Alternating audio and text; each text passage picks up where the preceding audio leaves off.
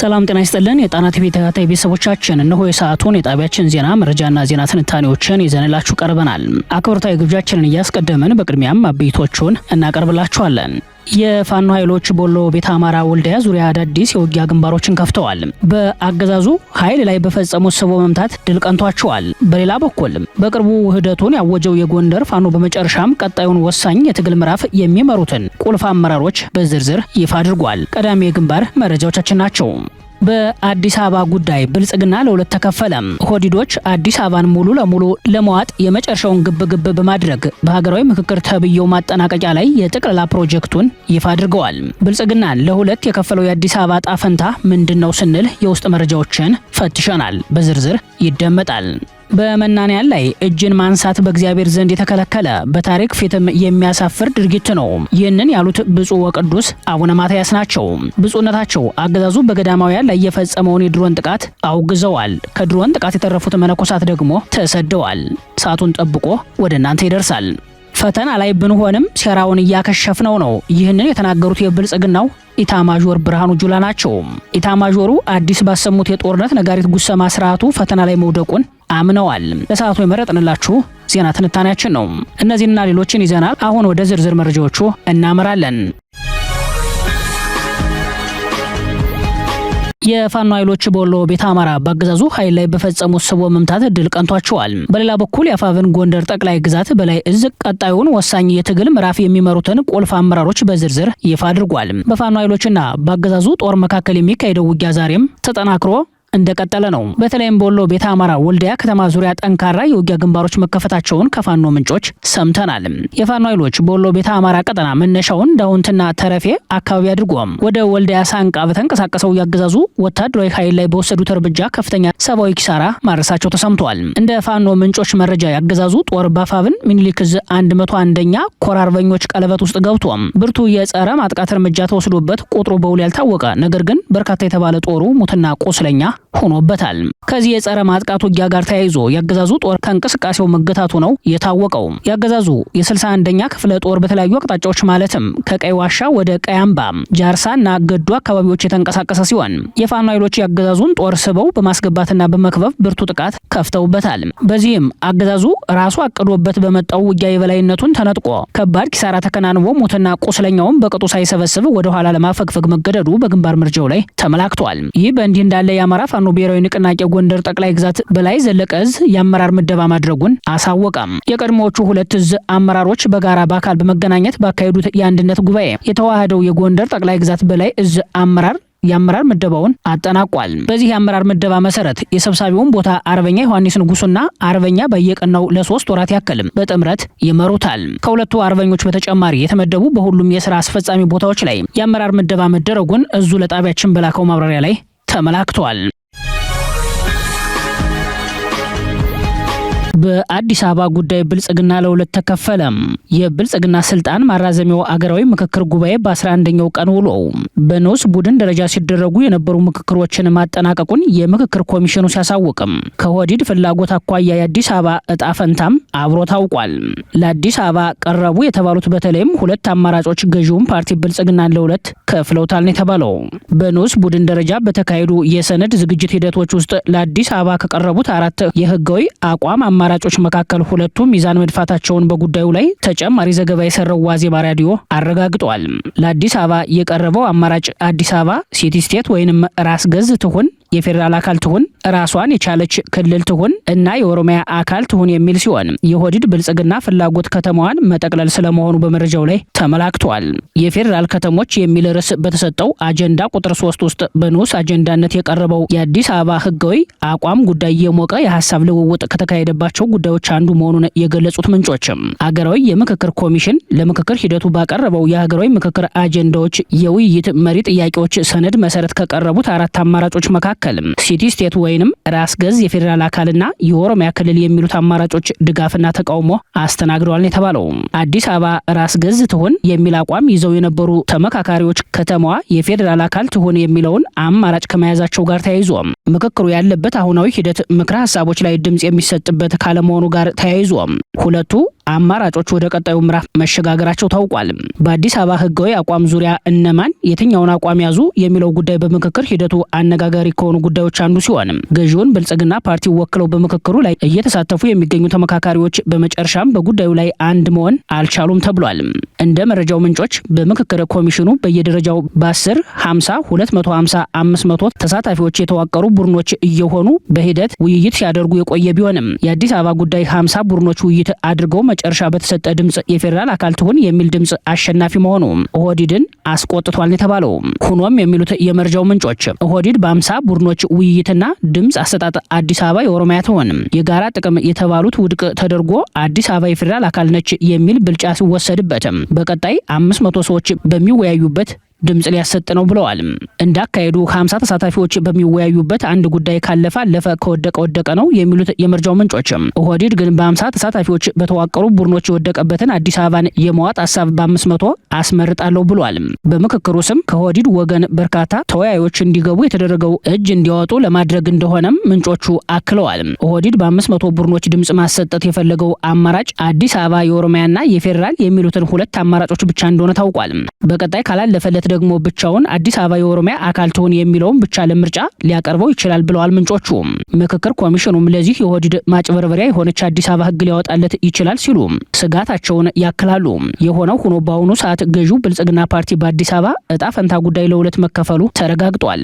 ይህ ክፍፍል የብአዴን እና የኦህዴድ ተብሎ ሊወሰድ የሚችል ቢሆንም የደቡብ ኢትዮጵያ ተወላጅ የሆኑ የገዢው ፓርቲ ካድሬዎችን በኦህዴድ አዲስ አበባን የመዋጥ ፕሮጀክት እንደማይስማሙ ነው የታወቀው። አዲስ አበባ የፌዴራል አካል ትሆን የሚለውን አማራጭ ደግፈው የተስተዋሉ የብልጽግና ፓርቲ ተወካዮች በርካታ መሆናቸውን የገለጹት ምንጮች የኦሮሚያ ክልል የወከሉ እንዲሁም በብልጽግና ፓርቲ ውክልና እየተሳተፉ የሚገኙ የኦህዴድ ሰዎች ደግሞ አዲስ አበባ የኦሮሚያ ክልል አካል ትሆን የሚለውን አማራጭ በጽኑ በመደገፋቸው ብልጽግና እያታመሰ ይገኛል። በተመሳሳይ የኦህዴድ ብልጽግና የጠቅላላ ፕሮጀክት ሰለባ በሆነችው በድሬዳዋ ከተማ ጉዳይ ብልጽግና ለሁለት ተከፍሎ ተሟግቷል ተብሏል። በድሬዳዋ ጉዳይ የተደረገው ምክክር ከተማዋ የፌዴራል አካል ትሆን የሚለው አማራጭ በአንድ በኩል አሸናፊ የመሆን አዝማሚያ ሲያገኝ፣ በተቃራኒው ድሬዳዋ የኦሮሚያ ክልል አካልና የሶማሌ ክልል አካል ትሆን የሚል አማራጭ መካተት ነበረበት ያሉም አሉ። የድሬዳዋ ባለቤትነት ጉዳይ በኦሮሞና ሶማሌ ልሂቃን መካከል ከፍተኛ ውዝግብ የቀጠለ ሲሆን አሁን ባለው ሁኔታ ከተማዋ በፌዴራል ስር ትሆን የሚለው ነባሩን አሰራር የማስቀጠል ውሳኔ ሊኖር እንደሚችል ተጠቁሟል። ኦህዴድ የፌዴራል ስልጣኑን በበላይነት እስከተቆጣጠረ ድረስ የድሬዳዋ እጣ አያሰጋውም የሚሉት የመረጃው ምንጮች በአሁኑ ሰዓት ሙሉ ትኩረቱ ያለው በምክክር ስም አዲስ አበባን ለመዋጥ የሚደረገው ሩጫ ላይ መሆኑን አመላክተዋል። እንዲያም ሆኖ በኦህዴድ ብልጽግና ፍላጎት እየተመራ ያለው ይህ ምክክር ህገ መንግስታዊም ሆነ መዋቅራዊ ማሻሻያዎችን ቢያደርግ እንኳ ማሻሻያው ካገዛዙ እድሜ ጋር አብሮ እንደሚያበቃለት የፖለቲካ ታዛቢዎች ይናገራሉ። ፈተና ላይ ብንሆንም ሴራውን እያከሸፍነው ነው። ይህንን የተናገሩት የብልጽግናው ኢታማዦር ብርሃኑ ጁላ ናቸው። ኢታማዦሩ አዲስ ባሰሙት የጦርነት ነጋሪት ጉሰማ ስርዓቱ ፈተና ላይ መውደቁን አምነዋል። ህወሓት እና ብልጽግና በሚያሰሙት የጦርነት ነጋሪት ጉሰማ በሰሜን ኢትዮጵያና በአፍሪካ ቀንድ አዲስ የጦርነት ደመና እያንዣበበ ባለበት በዚህ ጊዜ የብልጽግናው ኢታማዦር ተጨማሪ ዛቻ አሰምተዋል። የኢትዮጵያ ወታደራዊ አካዳሚ ያሰለጠናቸውን የ71ኛ ዙር መተማ ኮርስ እጩ መኮንኖችን በሁለታ ግቢ በሚያስመርቅበት ስነ ስርዓት ላይ የተገኙት የብልጽግናው ኢታማዦር ብርሃኑ ጁላ መከላከያ ሰራዊት የጠላትን ፍላጎት እያከሸፈ ነው ብለዋል። አገዛዙ በሰሜንና በምዕራብ ግንባሮች ከፍተኛ ጦሩን ባሰማራበት የጦርነት ዝግጅት ባደረገበት ሁኔታ ኢታማዦሩ በአንድ በኩል የጠላትን ድግስ አከሸፍን፣ በሌላ በኩል የተከፈቱ ቀጠናዊና የውስጥ ወታደራዊ ትብብሮችን ለማክሸፍ መከላከያ ዝግጁ ይሁን የሚል እርስ በርሱ የሚጣረስ ንግግር አድርገዋል። ከሞኝ ደጃፍ ሞፈር ይቆረጣል ከሚለው የአባቶች ብሂል መማር የተሳናቸው አንዳንድ የኢትዮጵያ ልጆች የጠላትን ተልዕኮ ተሸክመው አገራቸውን ሲያደሙ ኑረዋል ያሉት የብልጽግናው ኢታማዦር እሳቸው የሚያስፈጽሙትን የጦርነት ፖሊሲ የጥፋት ገጽታ ሸፋፍነው በስም ያልጠቀሷቸውን ኃይሎችን ኮንነዋል።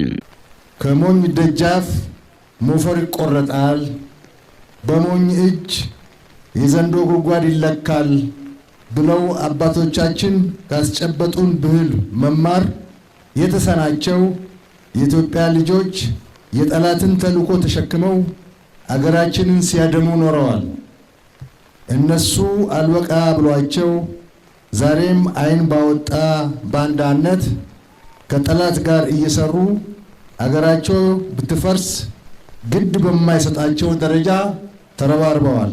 ኢታማዦሩ ይህን መሰሉን የፍረጃ ንግግር ባሰሙት ዲስኩርም ኢትዮጵያ በባንዳና መንደርተኛ እየተፈተነች ነው ሲሉም ተሰምቷል። በዘር መዋቅር የብሔር ማንነታቸው ለከፍተኛ ወታደራዊ ሹመት ያበቃቸው የብልጽግናው ኢታማዦር አለቃቸው በሀገር ውስጥ የእርስ በርስ ጦርነት፣ በአፍሪካ ቀንድ ደግሞ የውክልና ጦርነት ውስጥ የዘፈቃቸው ቢሆንም ብርሃኑ ግን የኢትዮጵያ ችግር ውጫዊ እንደሆነ አድርገው ሲያቀርቡት ተሰምተዋል።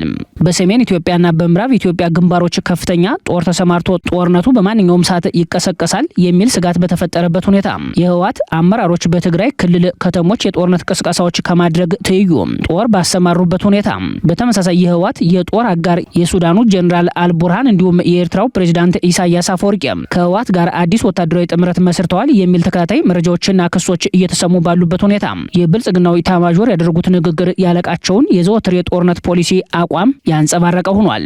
አገዛዙ በተደጋጋሚ ፕሮፓጋንዳው ለምስራቅ አፍሪካ ሰላም መረጋገጥ በሙሉ ዝግጁነት ላይ እንገኛለን ሲል ቢሰማም ይህ ንግግሩ በተግባር ሲፈተሽ ብርሃኑ ጁላ የሚመሩት ሰራዊት በአማራ ፋኖ ኃይሎች ጠንካራ ምትሙትና ቁስለኛ ምርኮኛና ኮብላይ የሆነ እረኛ እንደሌለው ፍየል የትም እየተበተነ ዓላማ ቢስ የጦር ወንጀለኛ መሆኑ በግልጽ እየታየ ይገኛል። ዛሬ ኢትዮጵያን እየገዛ ያለው የሆዲድ ብልጽግና ኃይል ከሁሉም ጎረቤቶቹ ጋር በእርስ በርስ ጥርጣሬ የሚታይ በሌሎች ሀገራት የውስጥ ጣልቃ ገብነት የሚታወቅ በጥባጭነት መገለጫው የሆነ የቀጠናው ረባሽ ሆኗል። ከሚወጣው በላይ በሚያላምጥ አደገኛ ኃይል የተነሳ ኢትዮጵያ ከሁሉም ጎረቤቶቿ ጋር ሰላማዊ ግንኙነት የላትም የሚሉት የፖለቲካ ታዛቢዎችም ከኤርትራ፣ ሱዳን፣ ሶማሊያ ጋር በኃይል ፉክክርና በጣልቃ ገብነት የተሞላ በማንኛውም ሰዓት ድንበር ተሻጋሪ ጦርነት ሊቀሰቀስ የሚችልበት ሰላም የራቀውና የተረበሸ ግንኙነት ይታያል ሲሉ ሁኔታውን ያስረዳሉ። ደቡብ ሱዳን በጋምቤላ በኩል፣ ሱዳን በአማራ በኩል የኢትዮጵያን ግዛት በኃይል ወረው ይዘዋል። ኬንያ በኢትዮጵያ ውስጣዊ ድክመት ከፍተኛ ቀጠናዊ ብልጫ ይዛ የቀጠናው ተመራጭ አገር ሆናለች። የውስጥ ችግሮች ሲገጥሟት እንኳ እንደ ብልጽግናው አገዛዝ ጦርነትን ሳይሆን ሰላማዊ መፍትሄን የምትመርጥ ህዝቧ ለሚያነሳው ጥያቄ ወደ ለየለት ግጭት ሳይሆን ፈጣን መፍትሄ የምትሰጥ አገር ነች። በዚህ የተነሳ ኬንያ አንጻራዊ መረጋጋት ያላት የቀጠናው ተመራጭ አገር ሆናለች ሲሉ የብልጽግናው ቀጠናዊ ውድቀት ለሌሎች ሀገራት የፈጠረውን እድል ያስረዳሉ። ሌላው ጉዳይ የሚሉት አስተያየት ሰጪ የፖለቲካ ታዛቢዎች ኦህዴድ ብልጽግና በሚከተለው የጦርነት ፖሊሲ የተነሳ ከጎረቤት ሀገራት ጋር ወደ ጦርነት የሚያስገባ አደገኛ የጣልቃ ገብነት እጁን በጎረቤት ሀገራት የውስጥ ጉዳይ ላይ አስረዝሞ እያሳየ መሆኑን ያስረዳሉ። በሱዳን የእርስ በርስ ጦርነት ውስጥ አብይ አህመድ ለአንድ ወገን አድልተው በጎረቤት ሀገር የውስጥ ጉዳይ እጃቸውን አስገብተው የጦርነት ተዋናይ መሆናቸውንም ያነሳሉ። ይህ ከኢትዮጵያ ብሔራዊ ጥቅም ሳይሆን ከተባበሩት አረብ ኤሚሬቶች ፍላጎት የሚነሳ ነው የሚሉት ተንታኞችም ይህን የሚያደርግ አገዛዝ ለምስራቅ አፍሪካ ሰላም መረጋገጥ በሙሉ ዝግጁነት ላይ እንገኛለን ሲል ዓለም ቢስቅበት በእነዚህ ሰዎች ምክንያት ኢትዮጵያ ዝቅ ተደርጋ ብትታይ ምን ይገርማል ሲሉ መልሰው ይጠይቃሉ። 130 ሚሊዮን ህዝብ ያላት በምስራቅ አፍሪካ ትልቋን አገር የመምራት እድል እጃቸው ላይ የገባው የብልጽግናው አለቃ አብይ አህመድ ዋነኛው የተባበሩት አረብ ኤሚሬቶች የንጉሳዊ ቤተሰብ አገልጋይ ሆነው በሱዳን ቀውስ ውስጥ እጃቸውን ማስገባታቸው እጅግ አደገኛ መሆኑን ያስረዳሉ። አገዛዙ በሀገር ውስጥ የገጠመውን የቅቡልነት ቀውስ በተለይም የአማራ ህዝብ የህልውናን ትግል ለመቀልበስ መሳሪያም ሆነ ገንዘብ ለማግኘት የአካባቢው ሀገራትን በመረበሽ የእጅ አዙር ጦርነቶችንም እንደሚያስቀጥል የሱዳን ቀውስም ከዚህ በከፋ ሁኔታ እንደሚቀጥል ይገመታል። በብልጽግናው አገዛዝ የጦርነት ፖሊሲ የተነሳ አጠቃላይ እንደ ሀገር የነበረን ቀጠናዊ ተሰሚነታችን ጠፍቶ ኢትዮጵያ ጎረቤቶቿን በጥባጭ አገር ተደርጋ እየተሳለች ነው የሚሉት የፖለቲካ ታዛቢዎችም በዚህ አሳዛኝ ሁኔታ ላይ የምትገኝ ሀገርን እየገዛ ያለው አገዛዙ ቀልዱም ምጸቱም አያልቅበትምና ለምስራቅ አፍሪካ ሰላም መረጋገጥ በሙሉ ዝግጁነት ላይ እንገኛለን ሲል ይደመጣል በማለትም አገዛዙ በፕሮፓጋንዳና ገጽታ ግንባታ ላይ እንደቆመ ያስረዳሉ። የአፍሪካ ህብረት መቀመጫ የሆነችው ኢትዮጵያ በአፍሪካ ህብረት ዘንድ የነበራት ተጽዕኖ ወደ ዜሮ ወርዷል የሚሉት ሌሎች ተቺዎችም ኦህዴድ ብልጽግና ባልተጻፈ የውጭ ጉዳይ ፖሊሲው በኤርትራ በሱዳንና ሶማሌ ላይ የሚያራምደው የጣልቃ ገብነት ፖሊሲ የቀጠናው ግጭት ደጋሽ ሆኖ በመታየት ላይ ነው ይላሉ። በጎረቤት ሀገራት የግዛት አንድነት አደጋ የሆነው አገዛዙ በግልጽ የቀጠናው ረባሽ ሆኖ እያለ ለኢትዮጵያ የውስጥ ችግር ሌሎችን ተጠያቂ ማድረግ እንደሌለበትም የውጭ አደጋ ተጋላጭነትን ለመቀነስ የውስጥ መረጋጋት መቅደም እንዳለበት ለዚህ ደግሞ ከጦርነት ፖሊሲው መታቀብ እንዳለበት ይገልጻሉ። በመናንያን ላይ እጅን ማንሳት በእግዚአብሔር ዘንድ የተከለከለ በታሪክም ፊት የሚያሳፍር ድርጊት ነው። ይህንን ያሉት ብፁዕ ወቅዱስ አቡነ ማትያስ ናቸው። ብፁዕነታቸው አገዛዙ በገዳማውያን ላይ የፈጸመውን የድሮን ጥቃት አውግዘዋል። በመካነ ሰላም አቅራቢያ የሚገኘው ጥንታዊቷ ቅድስት አርሴማ ገዳም በአገዛዙ የተፈጸመባትን የድሮን ጥቃት ተከትሎ የአብነት ተማሪዎች አሁንም በጥቃት ከበባ ውስጥ በመሆናቸው ገዳሟን ለቀው እየተሰደዱ መሆናቸውን ከአካባቢው ምንጮች ሰምተናል። በጥቃቱ መነኮሳቱ ላይ ከደረሰው እልቂት በተጨማሪ የገዳማውያኑ የዓመት ቀለብ እህልና ጥራጥሬ የውሃ ማጠራቀሚያ ታንከር ወድሟል። አሁንም ዳግም ጥቃት ይፈጸምብናል በሚል ስጋት የገዳሙ የአብነት ተማሪዎችና መምህራን ገዳሟን ጥለው በመሰደድ ላይ መሆናቸውን ለገዳሙ የቀረቡ የቤተ ክህነት ምንጮች ጠቁመዋል። በጉዳዩ ላይ መግለጫ ያወጣው የኢትዮጵያ ኦርቶዶክስ ተዋሕዶ ቤተክርስቲያን የደቡብ ወሎ ሀገረ ስብከት በድሮን ጥቃቱ 2 መነኮሳት መገደላቸውንና 13 ሰዎች ጽኑ ቁስለኛ መሆናቸውን በመግለጽ ጥቃቱን ዘግናኝና አሰቃቂ ድርጊት ሲል አውግዞታል። ባሳለፍነው ረቡዕ ሐምሌ 15 ቀን በወሎ ቤተ አማራ ቦረና ወረዳ በሚገኘው ቅድስት አርሴማ አንድነት ገዳም ላይ የተፈጸመውን የድሮን ጥቃት ያገዛዙን የዘር ማጥፋት ገጽታ በጉልህ ያሳየ ሆኗል። የቤተ ክርስቲያኗ ምንጮች እንዳረጋገጡት ጥቃቱ የደረሰው ገዳማውያን መነኮሳት በአገልግሎት ላይ በነበሩበት ሰዓት ነው። በዕለቱ ከጧቱ 4 ሰዓት ገደማ በገዳሙ ላይ በተጣለ ድሮን ሙትና ቆስለኛ የሆኑት መነኮሳት ጉዳይ አነጋጋሪ ሆኖ ቀጥሏል። ዛሬም የሃይማኖት አባቶች ቁጣና ውግዘት መሰማቱ ቀጥሏል። ወዲያውኑ ህይወታቸው ያለፈ መነኮሳት እዛው ገዳሙ ውስጥ ቀብራቸው መፈጸሙን በጽኑ የተጎዱ ደግሞ ለተሻለ ሕክምና ወደ ደሴ ሪፈራል ሆስፒታል የተላኩ መነኮሳት ደግሞ ቀዶ ሕክምና እንደተደረገላቸው የሀገረ ስብከቱ ምንጮች አረጋግጠዋል። በሰዎች ህይወትና አካል ላይ ከደረሰው ጉዳት በተጨማሪ በገዳሙ የሚገኙ መኖሪያ ቤቶችም መነኮሳቱ የሰበሰቡት የዓመት ቀለብ እንዲሁም የገዳማቱ የዕለት መገባበያ ንዋየ ቅድሳት ከጥቅም ውጭ እንደሆኑ ሀገረ ስብከቱ በጉዳዩ ላይ ባወጣው መግለጫ ላይ አመላክቷል። በጥቃቱ ምክንያት ሌሎች መነኮሳት እንዳይበተኑ የማረጋጋት ስራ ቢከወንም ጥቃቱ ላለመደገሙ ዋስትና የለንም በሚል ስጋት መነኮሳቱ የአብነት ተማሪዎችና መምህራን ወደ ሌላ ደብር ተሰደዋል። ይህ መሆኑ ያሳዘነው የደቡብ ወሎ ሀገረ ስብከት በመግለጫው ከምናኔ ህይወት በስተቀር ሌላ አመለካከት በማይታይባቸው የገዳሙ መነኮሳት ላይ የደረሰውን አስከፊ ድርጊት በጽኑ በማውገዝ እንዲህ አይነቱ ዘግናኝና አሰቃቂ ድርጊት በቤተክርስቲያንና በአማኞቿ ላይ እንዳይደገም የሚመለከተው አካል በትኩረት እንዲያስብበት ጠይቋል። በሌላ በኩል ብፁዕ ወቅዱስ አቡነ ማትያስ በዛሬው ዕለት ሐምሌ 19 ቀን በከፍተኛ መንፈሳዊ ስነ ስርዓት ለተከበረው ሊቀ መላእክት ቅዱስ ገብርኤል ከእግዚአብሔር ዘንድ ተልኮ በእምነታቸው የጸኑትን ቅዱስ ቂርቆስንና ቅድስት ኢየሉጣን በመከራቸው መካከል የተራዳ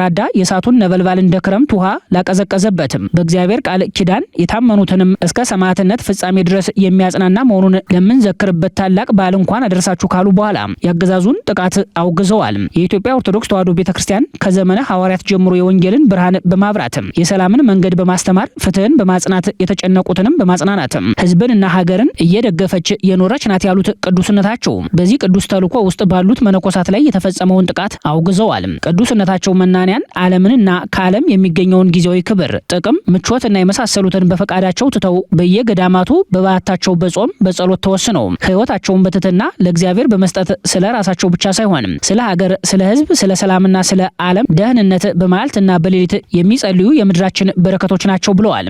መስቀልን በተሸከሙ ጸሎትን መከታ ባደረጉ ለፍጥረት ሁሉ ምህረትን በሚለምኑ ራሳቸውን ለመከላከልም ምንም አይነት ቁሳዊ ዝግጅት በሌላቸው በእነዚህ መናንያን ላይ እጅን ማንሳት በእግዚአብሔር ዘንድ የተከለከለ በታሪክ ፊትም የሚያሳፍር ድርጊት ነው ሲሉ ጥቃቱን በጽኑ አውግዘዋል። በደቡብ ወሎ ሀገረ ስብከት በቦረና ወረዳ ቅድስት አርሴማ ገዳም በተፈጸመው የድሮን ጥቃት የመናንያን ህይወት በግፍ መጥፋቱን በርካቶች መቁሰላቸውን በገዳሙና በንዋየ ቅድሳቱ ውድመት በደረሰ ዕለት በሀዲያና ስልጤ ሀገረ ስብከት የአምልኮ ስፍራ በኃይል መፍረሱና በምዕመናን ላይ ጥቃት ደርሷል። ይህን ያወገዙት ብፁዕ ወቅዱስ አቡነ ማትያስ የጸሎት፣ የትምህርት፣ የሰላምና የመንፈሳዊ እሴት ማዕከል የሆኑትን ገዳማት መጠበቅ የአንድ ሃይማኖት ጉዳይ ብቻ ሳይሆን የሰው ልጅ ክብርን፣ የህግ የበላይነትንና የሀገርን ሰላም የማስጠበቅ ኃላፊነት ያላቸው በየደረጃው የሚገኙ ባለስልጣናትና የህግ አስከባሪ አካላት ጭምር እንደመሆኑ አሰቃቂ ጥቃት የፈጸሙት ተጠያቂዎች ለፍትህ እንዲቀርቡ፣ ሌሎች ገዳማትና አድባራት ደህንነታቸው እንዲጠበቅልን ዛሬም አበክረን እንጠይቃለን ሲሉ አጽንኦት ሰጥተዋል። በብልጽግናው ልሳን ፋና ሚዲያ ኮርፖሬሽን ውስጥ ከፍተኛ ዝርፊያ መፈጸሙ ተሰማ። አደገኛው መዋቅራዊ ዝርፊያ መጋለጡን ተከትሎ በሙስና ተጠርጣሪ የተባሉ ሰራተኞች ከስራ ታግደዋል። ያገዛዙ ልሳን በሆነው ፋና ሚዲያ ኮርፖሬሽን ውስጥ የተፈጸመውን መዋቅራዊ ሙስና ተከትሎ ሰራተኞች ከስራ መታገታቸው ተሰማ። ገበያ ላይ ከ75 ሺህ ብር በላይ ግምት ያላቸው ስታንዶች በ7.5 ሚሊዮን ብር መገዛታቸውን ተከትሎ ምርመራ መጀመሩን የመሰረት ሚዲያ ዘገባ አመላክቷል። የጠቅላይ ሚኒስትሩ አማካሪ ዳንኤል ክብረት በቦርድ ሰብሳቢነት ሲመሩት በነበረው ፋና ሚዲያ ኮርፖሬሽን ውስጥ ከባድ የሙስና ወንጀል መፈጸሙ በተቋሙና ሰራተኞቹ ህልውና ላይ አደጋ ደቅኗል። በ25 ሺህ ብር ገበያ ላይ የሚገዙ ስታንዶች 2.5 ሚሊዮን ብር ተገዝተው 3 ስታንዶች ዋጋቸው አንድ ላይ 75 ሺህ ብር የሚወጡ በ7.5 ሚሊዮን ብር መገዛታቸውን አንድ የተቋሙ ባልደረባ ተናግረዋል። ግዢው የተፈጸመው የግዢ ኮሚቴው ሳያውቅ ዋና ስራ አስፈጻሚው አቶ አድማሱ ዳምጠው ያለምንም የመግቢያ ፈተና ባስቀመጧት የግዢ ክፍል ባለሙያ መሆኑን ግዢውን በቅርበት የሚያውቁ ሌላ ምንጭ መረጃውን አሹልከዋል። ኮሚቴው ያልተሳተፈበት ውስን ጨረታ በማውጣት የሚያውቁትን ሰዎች ብቻ በማሳተፍ አነጋጋሪ ግዢ በመፈጸም የተሰራውን የሙስና ተግባር ሰራተኞቹ ቀድሞውም ያውቃሉ።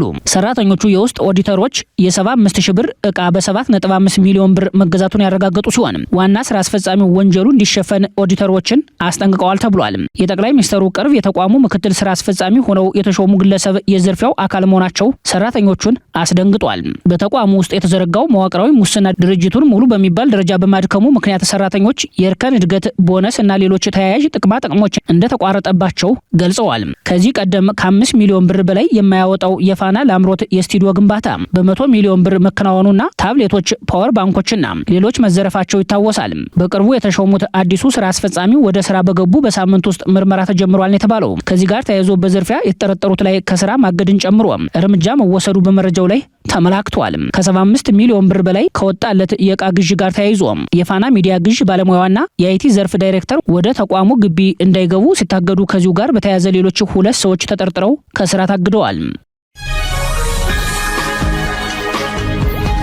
ክቡራትና ክቡራን ቤተሰቦቻችን ለሰዓቱ የሰናዱት መረጃዎቻችን የተከታተላችኋቸውን ይመስሉ ነበር። አብራችሁን ስለቆያችሁ ልባዊ ምስጋናችን ይደርሳችሁ እያልን የጣና ቲቪ ወቅታዊ ዜናዎች፣ ትንታኔዎችና ልዩ ልዩ ፕሮግራሞች እንዲደርሷችሁ ቻናላችንን ሰብስክራይብ በማድረግ ቤተሰብ ይሁኑ። በተሳትፎ የትግል ሚዲያውን እንዲያጠናክሩ ጥሪያችንን እናቀርባለን። ጣና ቲቪ ከሀቅ ጋር